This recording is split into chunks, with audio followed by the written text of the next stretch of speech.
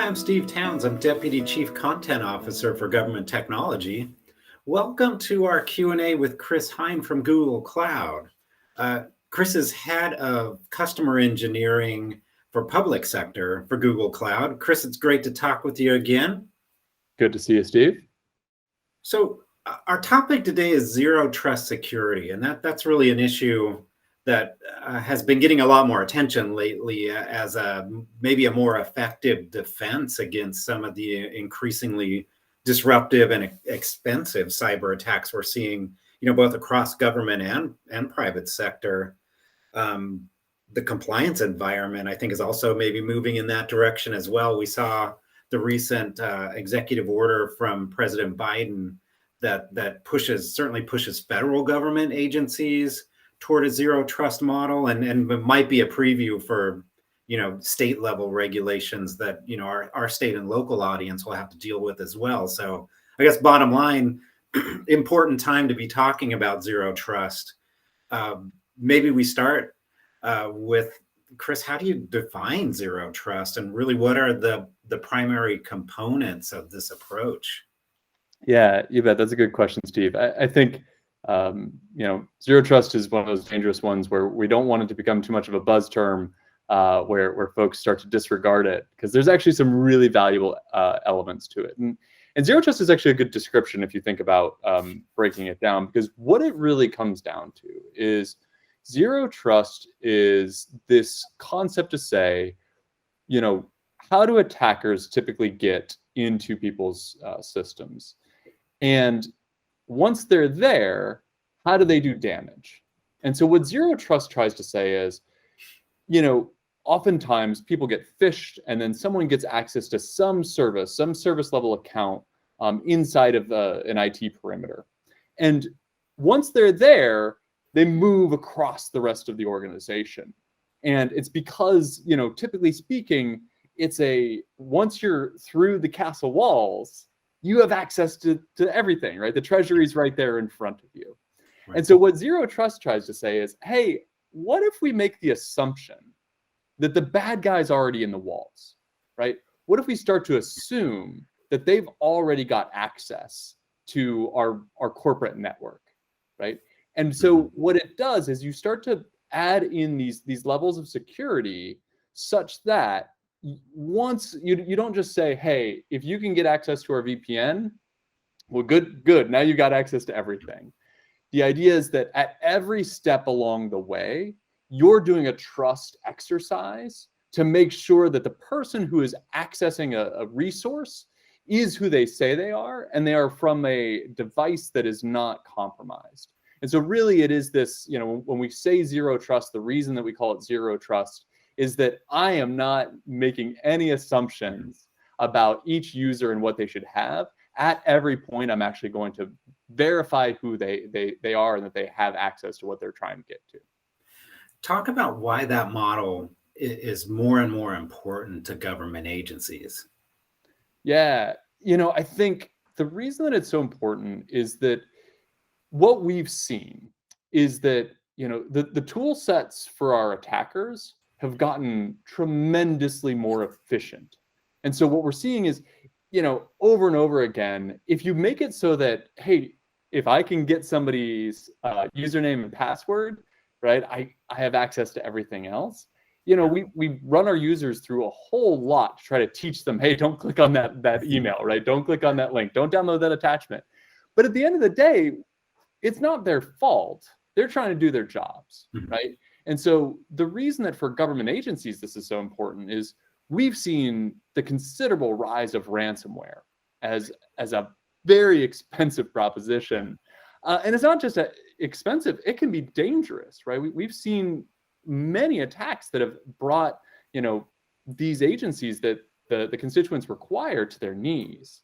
And so what we really get to when we start to look at these elements of zero trust is it gives you an easier way to start to put some security back into these things.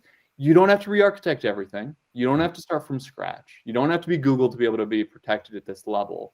But you can make some common sense changes that can start to move you along to make you better protected and less vulnerable to some of the most common attacks that we're seeing out in the marketplace.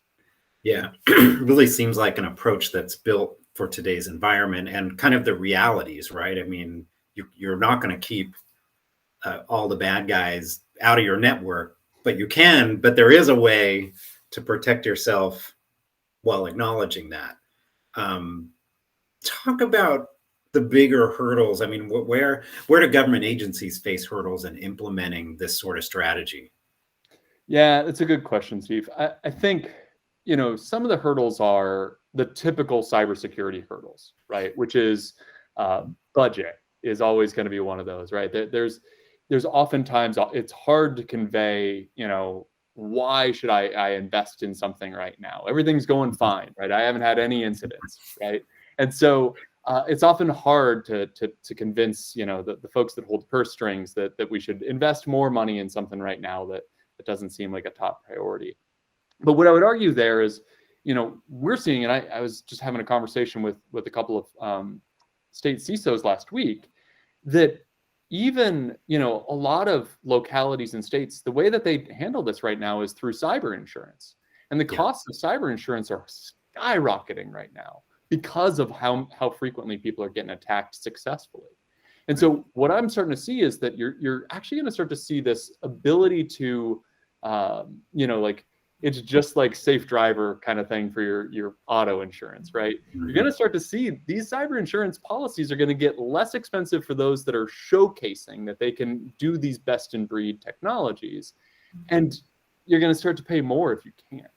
And so really some of the hurdles that we're seeing are, first off, there's that budget side. So making sure you can have that conversation effectively is important. Then there's the challenge of, this is one of those marketplaces that folks, you want to just go buy the zero trust widget. And now I bought the zero trust widget and everything's fine, right? I don't have to think about this anymore. But that's not how this field works, right? Zero trust is a methodology. It is not a tool. And so what you need to start to do and think about when you think about zero trust is, what are all of the different elements in my technology stack right now? And how can I start to make incremental improvements in them to move me toward zero trust, right? Very few agencies are going to be able to just pick up and say, okay, I'm breaking trust between all my barriers and I'm going to be perfectly zero trust by the end of the week. That's not going to be how it works. Right. So, being careful to not look for just a single vendor solution that's going to rule them all, but instead start to really evaluate all of your components. And as you're going through any major new processes, making sure that you're baking zero trust into your new stuff, right? And I think that's always really important for an agency, is to be able to say, hey, I've got this big project. I can use this as my model as how I'm going to do this better in the future. So instead of, hey, this is, our security model for this is going to be the same as it's always been. If you're doing something new, implement zero trust in the new thing, and then go chip away at some of those older pieces of technology that you may not have a whole lot of reason to be touching today. So those are the two kind of primary hurdles I've seen. Is one is budget, and then the other one is not trying to take on everything all at once, because that's going to result in a poor performance. So let's talk about what this is looking like in practice. I know there are organizations moving in this direction. One of them is the New York City Cyber Command. Talk a little bit about, how they kind of illustrate the potential for zero trust. Yeah, absolutely. So New York City Cyber Command is just a phenomenal group of individuals doing really, really good work. Their remit is to protect the city of New York, which is one of the most complex IT infrastructures in the world. And so when they were founded 4 years ago, they really tried to look for what is the best methodologies we can take on, right? And thankfully for them, they were able to kind of start a little bit from scratch. And so they looked around, and when you hear from those folks, you'll see that their big thing that they wanted to follow was an original white paper that actually came from Google called Beyond And so Beyond was kind of the origins of zero trust, when Google itself decided to change everything about how we did corporate IT because of a threat that had hit us about 10 or 12 years ago. And so what New York City Cyber Command has built out is they've made sure that all of their technology components, as they build up this entire stack, they wanted to work with this assumption, right? They are the threat hunting arm of New York City. And so they have to assume that there's already somebody that is successfully in the walls. And so what they built out was, at every step along the way, they've made sure that they are not making any assumptions that, hey, if you're a New York City employee and you have access to this, great, you're ready to go. And so why this is really important, and what is, again, a good practical reminder as to why this might be worthwhile for limited and stretched budgets as it is, when the pandemic hit and Cyber Command had to go home, right, and no one could be in the office, they didn't instantiate VPN. They didn't change how they worked. They were already ready because they were already working in that same environment. Just now you're on a home Wi-Fi system instead of the Wi-Fi at work. And it's the same thing that we had happen here at Google is, when we went back to our spare bedrooms for most of us, that was our experience, right? Yes. I had the exact same work experience, except less amazing free food than I do here at Google. So New York City Cyber Command has done a phenomenal job of making it possible for themselves to stay protected, to be able to do that kind of hunting, knowing that there may be compromises elsewhere in the system, but not where they have to operate to do their work. Yeah, Chris, really makes a lot of sense. You mentioned, this is really a culture change, and one that you can work toward incrementally, which I think is good news, right? You can start this path. Let's give our audience some food for thought here. Where should government agencies start? Moving down this path toward zero trust. Talk about the best advice for kind of heading in the right direction. Yeah. So I think one part would be, some advice, right? The gotchas that you're going to run into. Mm-hmm. Change management is part of this, right? And you have to go into that with your eyes wide open. You have to know that your user's experience of things may be different when you implement a zero trust solution, right? One of the big things that we do at Google that prevents us from having issues is we mandate hardware security keys, right? So our multi-factor authentication is always an actual hardware token. And when we go out and we tell this to government agencies, they're like, how many calls we're going to get of people that lost their security key? Can't handle that, right?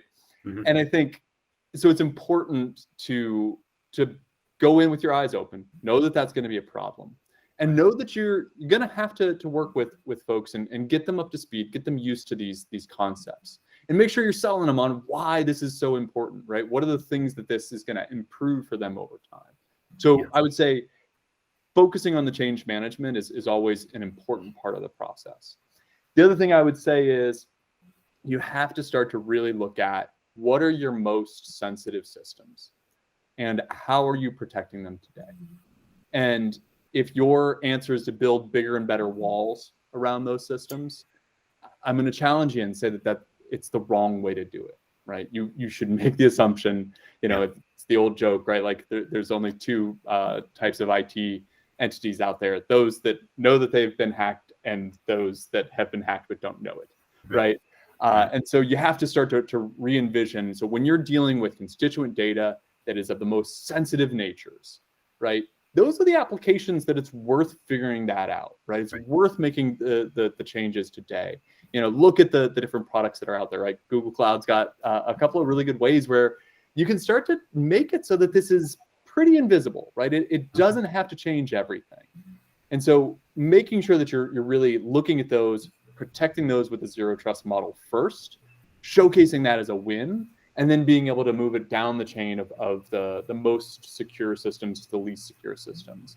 And I think that's usually a practical way to try to take this on, right? because it's easier to convince people like, hey, this has got public health information. We should be really careful with this. That's easier than just, you know, your run of the mill 311 tickets that are already publicly available anyway. Right, right. Good stuff, Chris. So, I mean, really, zero trust is going to be a journey, but really one worth getting started on now for quite a few different reasons, and one you can start on now. Yeah, absolutely. I think that is one of the things I hope people come away with, is that it sounds really hard, Mm-hmm. right? But you can actually make incremental improvements to it, right? It is not a ironically, it's not a 0 or 100 kind of thing. It is actually something you can make steps toward, and every step you take is going to be a worthwhile step towards a better environment and a more protected environment for your employees and for your constituents. Well, Chris, really appreciate your thoughts on this. Thanks for the conversation. That's great stuff. Great. Well, thanks so much for the time, Steve. I really appreciate it.